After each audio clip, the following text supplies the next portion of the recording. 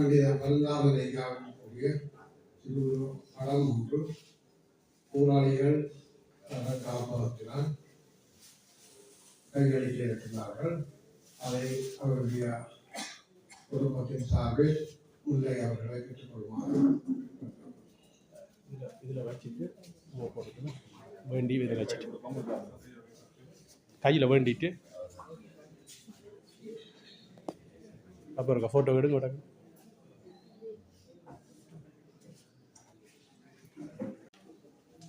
தனுவினாக அந்த பூ போட்டு விடுங்க. டாக்டர் முதல் போட்டும் நீங்களும் போட்டு